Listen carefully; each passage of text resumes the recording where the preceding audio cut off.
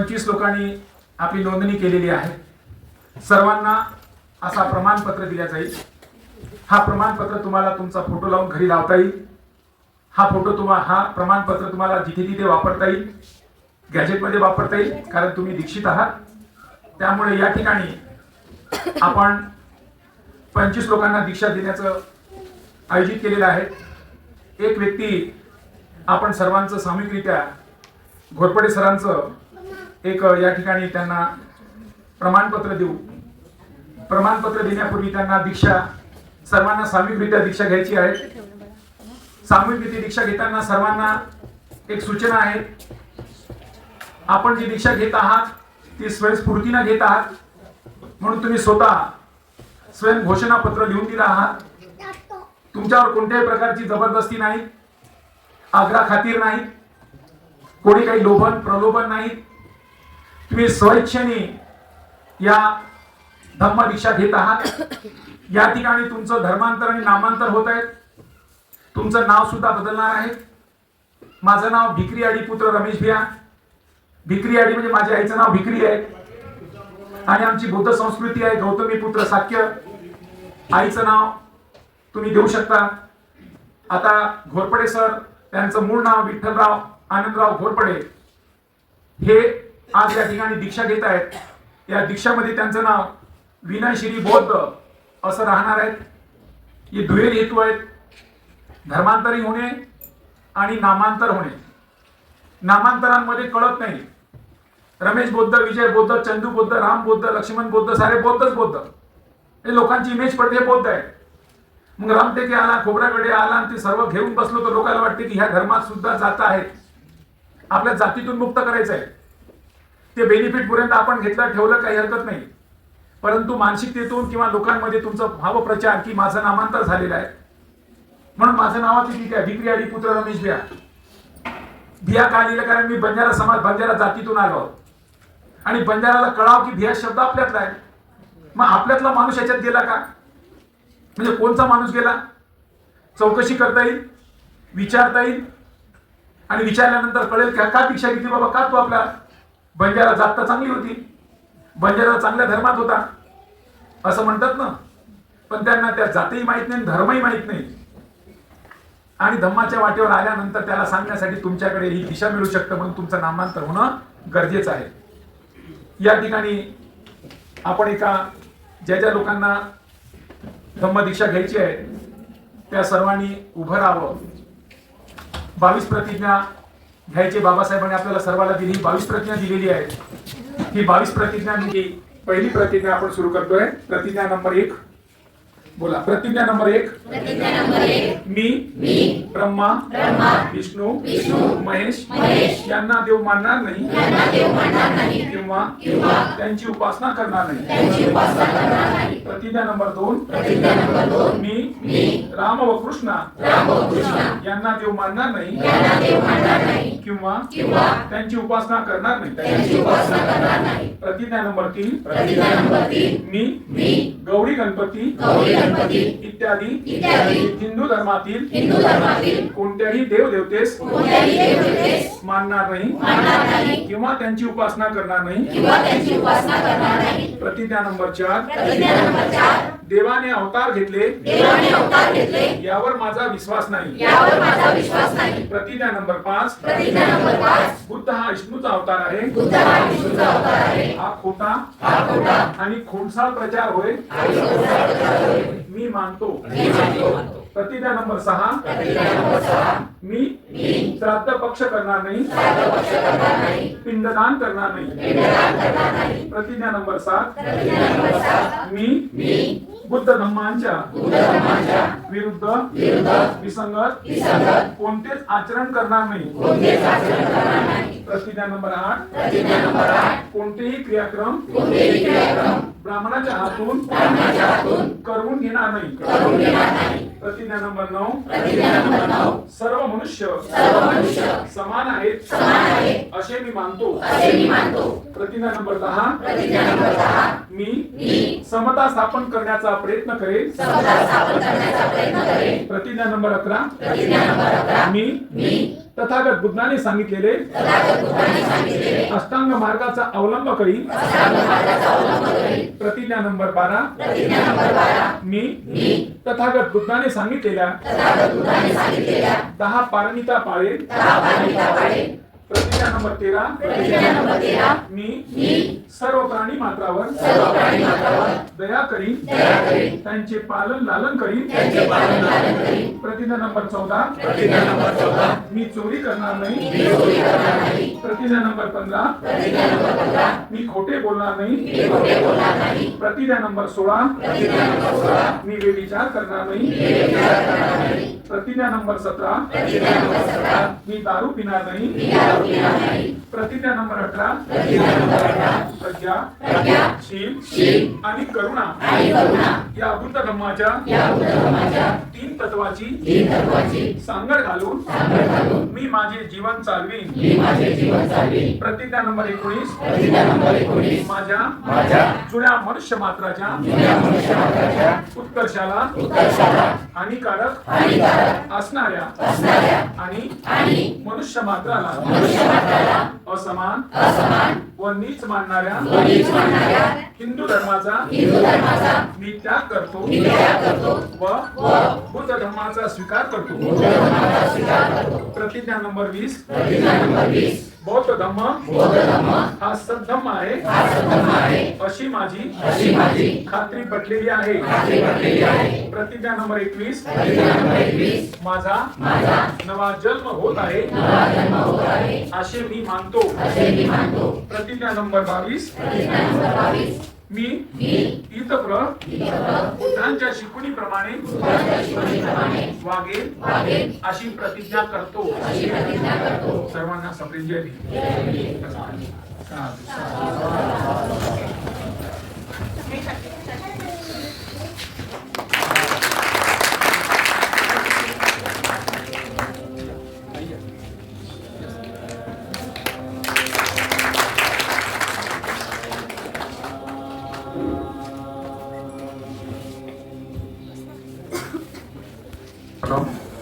महाकारुणिक तथागत गौतम बुद्ध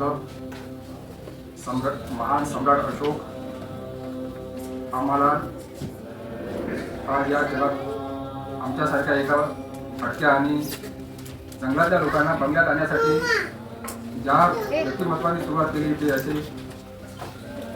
महात्मा ज्योतिबा फुले, माई सावित्री आणि ज्ञानसूर्य, सर्वाचे उद्धारक, विश्ववंदनीय क्रांतीसूर्य डॉक्टर बाबासाहेब आंबेडकर, ज्यांना मी त्रिवार अभिवादन करतो, नमन करतो आणि सर्वांना सप्रेम जय भीम आणि नमो बुद्धाय. मी माझी पहिली पार्श्वभूमी सांगतो. मी एका ओबीसी कॅटेगरीनुसार संविधानानुसार जे ओबीसी घटक आहे त्या ओबीसी घटकातून आणि एका मागासलेल्या धनगर समाजातून आलेला आहोत. आमचा व्यवसाय हा मेंढपाळाचा आहे आणि हिंदू धर्मातून आलेला आहोत. त्याच्यामुळे आमच्या परंपरा, आमच्या रूढी परंपरा, आमचे देव, आमचे धर्म, आमचे खान पान, रीतिरिवाज जे काही असेल तर आता कदाचित कोणाला कल्पना असेल, कारण आमच्याकडे ज्यावेळेस आम्ही देव पूजाचे होतो त्यावेळेस आम्हाला गावाच्या बाहेर निघायचं काम पडेल तर त्यावेळेस आम्ही शिवपूजन म्हणून करू पूर्वीच्या काळात. तर त्या प्रत्येक शिवावर एक बोकड्याला आम्हाला कापावं का. त्यानंतर मग ज्यावेळेस पुन्हा म्हणजे आमचं ज्यावेळेस म्हणजे वेळा जाईल तर त्यावेळेस म्हणजे दसरा झाल्याच्या नंतर तर त्यावेळेस गाव सोडताना बोकड्या कापायला लागले. आता बोकड्याचे देव घाबरले हे आता बोकडे महाग झाले, त्याच्यात वाद नाही.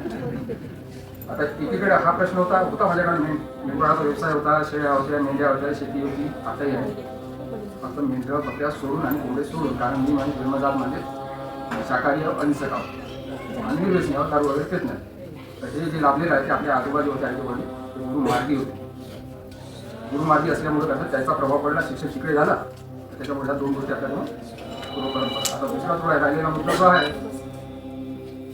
तर मी जे आता कांशीराम साहेब सर्वे राहायचे BSPच्या सर्वे होतो, त्याच्यामुळं मला जे मामा देशमुख, महात्मा फुलेचा गुलामगिरी, भिक्षुकशाहीचं बंड साहित्य भेटत गेलं, त्यामुळं माझ्या मनावर जो काही परिणाम होत गेलेला आहे का आणि ते वास्तव ते घडलं. आणि आमचा जो काही इतिहास आहे धनगराचा, आम्ही स्वाभिमानाने सांगतो आमचा इतिहास जो आहे सम्राट महान, आम्ही त्याचे वंशज. चंद्रगुप्त मौर्य हा मेंढपाळ, त्याच्यामुळे आम्ही त्याचे वंशज. तर त्याच्यामुळे माझा स्वाभिमान आहे आणि माझी घरवापसी केलेली आहे. मी कोणाचा धर्म सोडलेला नाही. मी माझी घरवापसी केलेली, माझ्या सन्मानाची जागा आहे. आज मला कळलं म्हणून मी घरवापसी केलेली आहे. आणि त्याच्यानंतर मी दिसणं बौद्ध, वागणं बौद्ध, जगणं बौद्ध, नाव बौद्ध सारखंच दिसलं पाहिजे याच्यासाठी मी आहे ना, आईचं नाव माझ्या काशी आहे, वडिलाचं नाव आनंदराव आहे. त्याच्यामुळे माझं नाव बदलवून विनय श्री काशी आनंद बौद्ध हे मी गॅजेटवरून लावणार. म्हणून मला सर्वांना विनंती आहे, सर्वांना सुद्धा आपापल्या नावामध्ये प्रमाणे बदल करावा. एवढे बोलून मी माझ्या सर्वांना फक्त विनंती.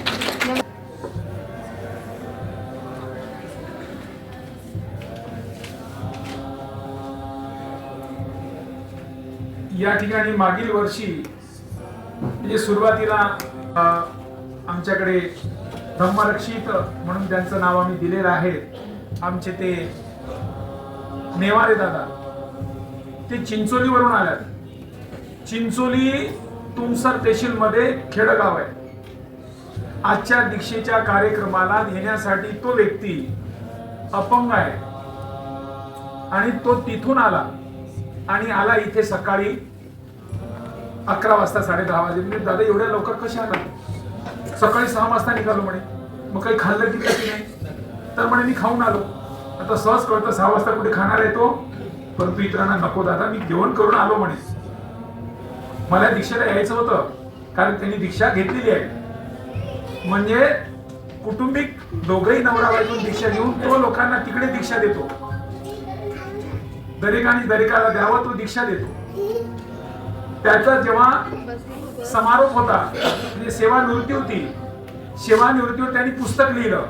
म्हणजे पुस्तकात आम्हीच लिहिलं, म्हणजे त्याच्यात पार्टिसिपेंट आम्हीच होतो. दादा तुमचा सेवानिवृत्तीचा दिवस आहे तो आठवण राहिला. बुद्ध माणूस आहे, बुद्धाची काहीतरी ठसा उमटलं पाहिजे, तुमच्या बुद्धीचा वापर केला पाहिजे. त्यांच्या वाढदिवस त्यांच्या त्या सेवानिवृत्तीच्या दिवशी त्यांनी त्या पुस्तकाचं विमोचन ठेवलं आणि सर्व फॉरेस्ट डिपार्टमेंटला होते त्या ठिकाणी त्यांनी सर्वांनी ती पुस्तकं वाटली.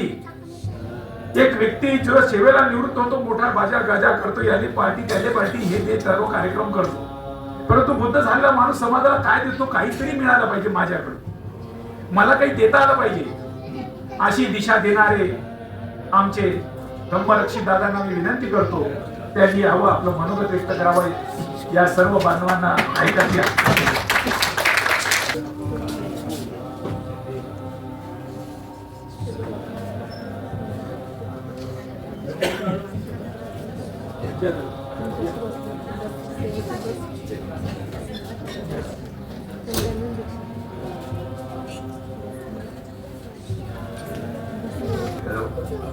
हॅलो, सर्वप्रथम मी ज्या महामानवाने आम्हाला माणूस म्हणून जीवन जगण्याची संधी दिली आहे असे म्हणजे आर्यचे दैवत, या विश्वाला सुख शांतीचे मार्ग दाखविणारे करुणा दया करुणे महासागर महामानव सर्गात बुद्ध व ज्यांच्यामुळे आपण राजनीती करतो, नोकऱ्या करतो असे संविधान निर्माता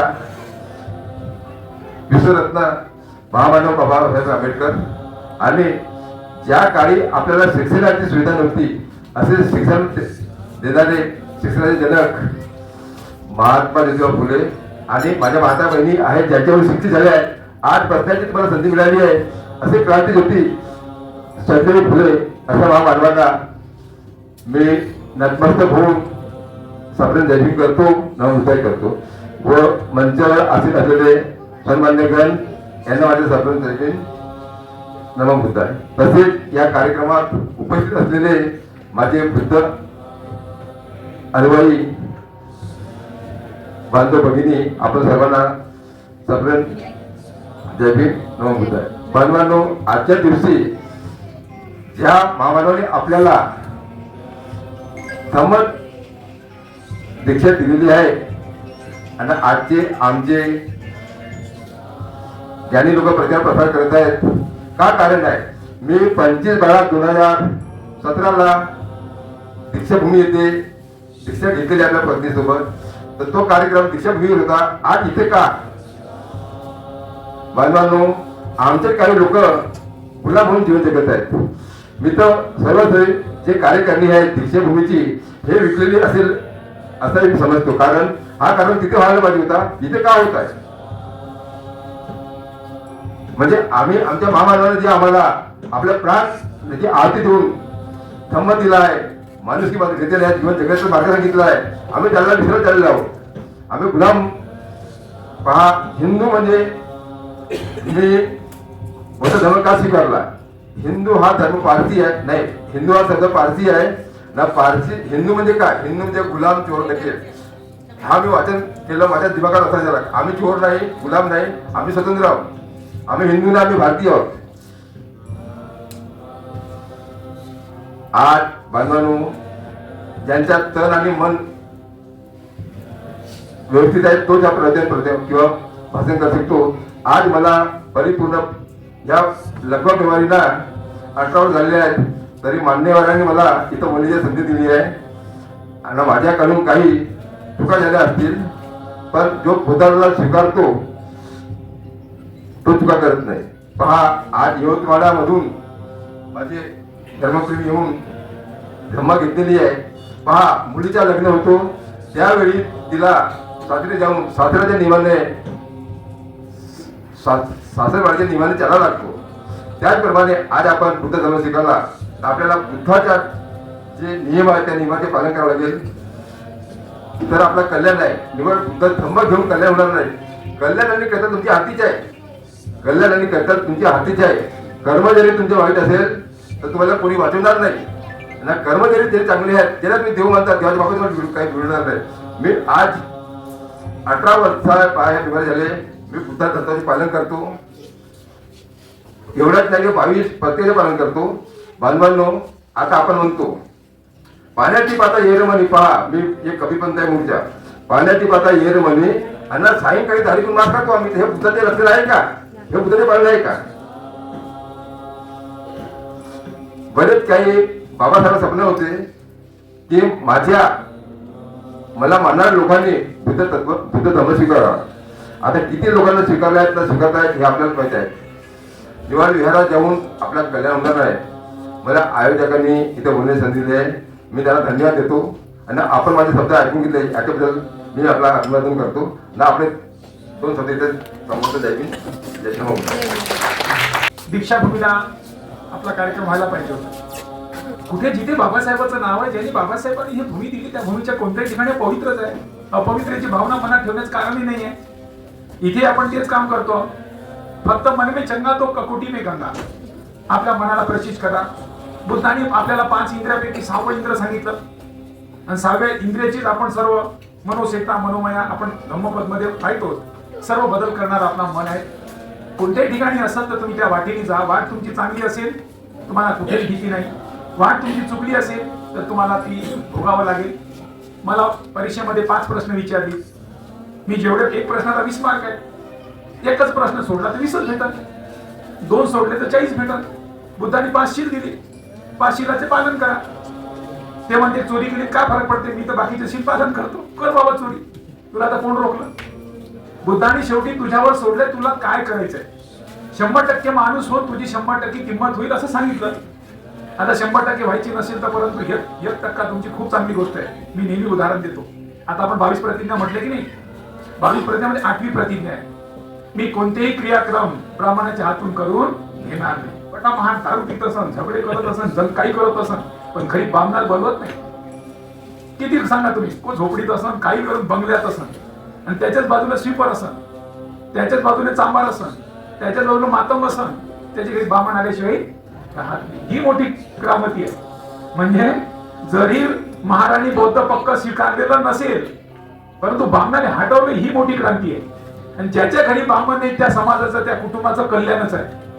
कारण हा एक विष आहे, किडा आहे. जिथे जाईल तिथं तो नायनाट करतोय.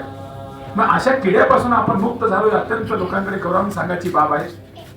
म्हणून आता जे दीक्षामध्ये ज्या लोकांना आणखी सांगतात की बा असे करतात तर त्या गोष्टीला आपण चिंतन केलं पाहिजे. बुद्धांनी काय सांगितलं? अतदीप भाव. मला नेहमी प्रश्न विचारतात. मी दीक्षा 2006 घेतली. 2006 बौद्ध धर्माची दीक्षा घेतली आणि 2016 पासून आता मग दीक्षेचा कार्यक्रम आयोजित करतो. मला नेहमी विचारतात तुम्ही बौद्ध धर्माची दीक्षा घेतली, तुम्हाला असं काय आवडलं बा? या बौद्ध धर्मामधलं असं काय आवडलं त्यामुळे तुम्ही दीक्षा घेतली? तर मी म्हणतो की बुद्धांनी म्हटलं अतदीप भव. स्वतःचा दिवा स्वतःच बुजवशी तर बुजवून टाक, विजवशी तर विजवून टाक. तुझ्या दिव्याने कोणीच काही करणार नाही, करायचं तुला. मग तुझ्यासाठी मी 4 प्रतिमा प्रतीक ठेवलेले आहे. इथे मेणबत्ती का लावली? ती जळते आणि दुसऱ्यांना उदबत्ती. आपण बाकी फुलं अर्पित केले. तुमचं जीवन उदबत्ती सारखं, फुलासारखं स्वतःला जळायचं आणि दुसऱ्याला सुगंध द्यायचा. मी सुगंध देण्याचं काम तुम्हाला करायचं आहे. म्हणून ही दिशा दिली. तू करशील तुझा फायदा, नाही करशील तर तुझा नुकसान. जसं भरशील तसं पाळशील. म्हणून जशी करणी तशी भरणी. काय बुद्धाने झोपून राहा. तुला असं कोण म्हटलेलं आहे? बुद्धाने सांगितलं आपल्याला, बुद्धा हा निसर्ग आहे. बुद्ध कसा आहे? निसर्ग काय करतो? एक बीज जमिनीत टाकलं की 1000 दाणे देतो. एका दाण्याची किती देतो? 1000 दाणे. हे बुद्ध तसेच आहे. बुद्धाने आपल्याला 3 नियम सांगितलेले आहेत. 3 नियम काय सांगितलं? आपण सारे, आता निसर्ग काय सांगतो बघा, बुद्ध हा निसर्ग आहे. आपण सर्व शेतकऱ्यांचे मुलं आहोत. असाल ना तुम्ही खेड्यातले, गावातले सर्व बाप. नाकरा वक्र डवरण. आता उन्हाळ्यामध्ये शेतीचं काम करतो शेतकरी. साफसुथरी करतो. साफसुथरी याच्यासाठी करतो की बाबा आता पाणी येईल, पावसाळा सुरू होईल, पाणी होईल, शेतात आपल्याला बी टाकावं लागेल आणि काहीतरी पीक पाणी आपल्याला येईल, म्हणजे वर्षाची खायला सोय होऊन जाईल, 2 पैसा हातात येईल. एका शेतकऱ्यांनी काय केलं? शेताला नांगरलं, वखरलं, डवरलं, साफसुथरी केलं. हे काडीचा कण नाही, कोणत्याच प्रकारे कचरा नाही, काही नाही, साफसुथरी माती मलमलीत केली. पाण्याची घरी वाट पाहत होता. त्याने आपल्या शेतात टाकण्यासाठी बी आणलं, घरी ठेवलं, पाण्याची वाट पाहून राहिला आणि पाणी येऊन गेलं. पाणी येऊन गेल्यानंतर या शेतकऱ्यांनी काय केलं? त्या शेतामध्ये बी आणलं, पण ती शेतात बी टाकलंच नाही. काय केलं नाही यानं? शेतात बी टाकलंच नाही. 8 दिवस झाले, 10 दिवस झाले, 15 दिवस झाले, त्याने ते टाकलंच नाही. तर शेतातून काय उगवलं असेल? गवत उगवलं असेल. कचरा कुठचा सांगता? गवत उगवलं. त्याने गवत पेरलं का? नाही. बुद्ध का म्हणतो? निगेटिव्ह गोष्ट अशा येतात, पॉझिटिव्ह पेरावं लागतं, बी टाकावं लागतं, चांगल्या गोष्टी तुम्हाला घ्यावं लागतं. म्हणून 38 महामंगल सूत्रांमध्ये म्हटलेलं आहे, नेहमी बुद्धिमानाच्या सानिध्यात राहा, मूर्खाच्या सानिध्यात राहू नका. मूर्खामुळे सर्व काही घडतं. देशात जो घडते ते कशामुळे? मूर्खांमुळे. अशा समृद्ध ठिकाणी जाऊन बसा, अशा विवेक बुद्धी काम करा, नेहमी सकारात्मकता पेरत राहा. जमिनीत बी पेरावं लागतं. जमिनीत बी पेरल्यानंतर त्याचं संगोपन करावं लागतं. माणूस 3 प्रकारे ज्ञान घेतो. एक डोळ्यांनी, दुसरं कानानी, तिसरं वाचनानी. आपण जर आता इथे आला, तुम्ही पाहिल्यानंतर तुमचा डोळा म्हणतो काय, किती पाहिल्यानंतर घरोघरी बाबासाहेब म्हणते विदेशात गेलो, मला कळलं की विदेशात माणसं कशी राहतात. स्त्रिया माणसाच्या बरोबरीत काम करतात. भारतात तर स्त्रिया सर्व पल्लू घेऊनच आहेत. म्हणजे तिथे बाबासाहेब कळल्यानंतर आपल्याला भारताच्या स्त्रीला जो मताचा अधिकार मिळाला, त्या अमेरिकेच्या आणि देशात इंग्लंड सारखं तुम्हाला संघर्ष करावा लागला नाही, पटकन भेटलं. म्हणजे तुम्हाला नेहमी निसर्गाचा पहिला नियम आहे, जसं पेराल तसं उगवण. म्हणून पेरणी चांगली झाली पाहिजे, म्हणून सकारात्मकता पेरणी झाली पाहिजे. दुसरा नियम, एखाद्या माणसाकडे पाहिल्यानंतर त्या माणसाला काही माणूस तो म्हणतो की पचवायला शिकलं पाहिजे. बुद्ध का म्हणतो? पचवायला शिकवा. तुम्हाला तुमचे आहार जर 5 पोळी असेल तर 4च खा, 4.5 खा, जास्तीत जास्त 5 खा, पण 6वी खाऊ नका. जर तुम्ही 6वी खाल्ली तर तुमचा पोटाचा साईज वाढेल. 6वी नंतर तो 7वी मागेल. पोटाचा साईज वाढला की तुम्हाला, आजकाल पाहते तुम्ही पोटाची पोटं वाढलेली. मग पोट वाढलेला माणूस काय असतो? तो व्याधीग्रस्त असतो, तो बिमारग्रस्त असतो, कारण त्यांनी पचवलं. म्हणून तो म्हणतो की तुम्हाला शरीरात सुद्धा अन्न पचवता येते, तसं तुम्हाला धन पचवता आलं पाहिजे. एखाद्याकडे जर मोठा पैसा आला ना, इथे अंगठी, तिथे अंगठी, गळ्यात मोठ्या चेन, इकडं तिकडं त्याचे सोनं दिसतात. मग जर तुम्हाला तसं दिसलं, तुमचं अहंकार वाढते. याला काय समजतं भिकाऱ्याला? असं त्याच्या मनात येते. एखाद्या माणसाला पदावर बसला, मोठ्या पदाची त्याला गरमी येते. हा चपराशी काय सांगते? मला, मी अधिकारी आहे. म्हणजे काही जणांना मोठा शिकल्यात, खूप डिग्र्या घेतल्यात, मी तर एवढ्या मोठ्या डिग्री, डॉक्टरेट, पीएचडी, हे चपरा, हे काय सांगते 10वी पास. म्हणजे त्याला त्याचा अहंकार येतो. म्हणून बुद्ध काय म्हणतो? पचवायला शिका. जर तुम्ही पचवलं नाही तर तुमचा अहंकार वाढतो, आणि अहंकार वाढून तुम्ही अधोगतीला जाता. फ्रेश मत्सर वाढतोय. म्हणून काय केलं? तुम्हाला पचवायला शिका. जर तुम्ही नाही पचवलं तर त्याचे परिणाम मोठे होतात. म्हटलं ना, माणसाने जर अन्न ढेरी वाढासाठी काही तो बालपणापासून काही ढेरी नसते त्याची, खाऊ खाऊ खाऊ त्याने ढेरी वाढवलेली आहे. तसंच तुम्हाला पचवायला शिका. तिसरा नियम, एखादा माणूस आपल्याशी कसा बोलतो, जर तो बुद्धिमान असेल तर बुद्धिमापणावर चर्चा करेल, तो जर चोट्टा असेल तर चोऱ्याचीच गोष्टी करेल, तो जर भ्रष्टाचारी असेल तर जमालोनं जम जाएगा, एखादा पिणार असेल तर कुछ तुम्ही बनाव बोलते, खाणार असेल तर काही होऊ द्या ना म्हणते, काही नाही ना कसं होईल. म्हणजे एखाद्या माणसात जशी जशी पेरणी कराल तसं तसं उगवतं. म्हणून तुम्हाला त्या माणसाला कसं ओळखायचं ही बुद्ध तत्व म्हणून आपल्याला मिळालेली ही निसर्ग आहे. ह्या निसर्गाची जेवढी तुम्ही संगोपन कराल, त्या निसर्गाच्या मार्गाने जेवढं जाल तेवढं तुमचं कल्याण आहे. आणि एकही उदाहरण नाही की बाबासाहेबाला मानलेली जी माणसं आहेत ती खड्ड्यात गेली, बुद्धाला मानलेली खड्ड्यात गेली. बुद्धाला जर तुम्ही धीर गाथा वाचल्यानंतर तुमच्या लक्षात येईल त्या महिला रसात तळाला गेल्या, आज जागतिक पातळीला धीर गाथा वाचल्यानंतर तुम्हाला जागतिक पातळीला आल्या. म्हणजे बुद्ध बाबासाहेबांच्या मार्गावर जे जे गेले त्याच्या जीवनामध्ये 100% कल्याण झालं आहे. म्हणून सर्वांना बुद्ध धम्माची दीक्षा घ्यावं लागतं. वकिलाचा पोरगा वकील होत नाही, डॉक्टरचा पोरगा डॉक्टर होत नाही, कारण त्याला डॉक्टरकी शिकावं लागतं. वकिलाच्या वर वकिली शिकावं लागतं.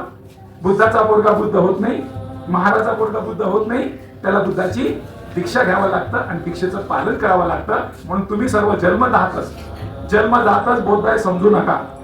तुमच्या मुलाला तुम्हाला जर कुटुंबांमध्ये माबापांनी दीक्षा घेतली म्हणून मी बौद्ध आहे असं समजायचं नाही. आपल्या घरांमध्ये आपण धम्मदीक्षेचा कार्यक्रम आयोजित करू शकतो, जसं आपण वाढदिवस साजरा करतो की नाही. कारण दीक्षा घेतल्यानंतर तुमच्या मनामध्ये एक वेगळं उमंग असते. मी दीक्षित आहे असं त्याला स्वतःला जाणवते. नाही त्याला आयतं भेटलेली संपत्ती आणि कमवलेली संपत्तीत फरक असतो. तो जातीनंच म्हणते, जातीनं महाराज असते, कारण आम्हाला बुद्ध बाबासाहेब सर्व समजते म्हणते, ही चूक आहे. ही दीक्षा स्वतःला प्रत्यक्ष घ्यावं लागतं. त्याला जाणीव होते मी दीक्षा घेतली आहे हे मलाच केलं पाहिजे, म्हणून जाणीव होण्यासाठी त्याला ती दीक्षा देणं अत्यंत गरजेचं आहे. कारण तुम्ही मोठे भाऊ आहात, तुमच्याकडे वेगळ्या नजरेने पाहतात. म्हणून आमच्या प्यारे प्यारे धम्मा को किसी की नजर ना लगे अशा प्यारे धम्माला वाढवायचं आपल्याला. या ठिकाणी आपल्यापैकी 25 लोकांनी दीक्षा घेतली आहे. प्रत्येकाला प्रमाणपत्र दिलं जाईल. त्यानंतर सर्वांचे आपण धर्मांतर झाल्यानंतर नामांतर पण होणार आहे. काही लोकांची नावं लिहिलेली नसेल तर आपण तिथे पुस्तक ठेवलेलं आहे. मुलींचे नाव काय असावे, मुलांचे नाव काय असावे, त्यानुसार तुमच्या आवडीनं तुम्ही नाव घ्या. तुम्हाला जबरदस्ती कोणालाच नाही. बुद्धांचा जी नावं तुम्हाला जुनी गिनी हागरे पादरे मुत्रे, अरे कसं हागे नाव आहे हागल्या, तो हागल्याने म्हटलं बदलवान याला ते पादरे जोरानी, तो पादरेदार नाव आहे त्याचं. मुते शिंबडे लुकडे म्हणजे असे नावं त्याच्यात हे बदलावा सर म्हटलं. त्या म्हणजे नाही म्हणजे दुडं चालू द्या पण किती तर चालू आहे. असे काही नावं जे काही ज्यामुळे आपल्याला स्वतःला ठीक नाही वाटत, कुटुंबाला ठीक नाही वाटत, अशी नावं तुम्हाला बदलवायची मुभा आहे. ही नावं तुम्ही बदलवावी. तिच्या पीठातील सन्माननीय मी विनंती करतो की या ठिकाणी ज्यांनी दीक्षा घेतली त्यांना आपण प्रमाणपत्र देऊ आणि ज्यांचे नावं येतील त्यांनी या धम्मपीठावर यावं आणि आपला प्रमाणपत्र घेऊन जावं. नमस्कार दोस्तों, हमारे न्यूज़ चैनल न्यूज़ इंडिया को लाइक कीजिए, शेयर कीजिए एंड सब्सक्राइब कीजिए.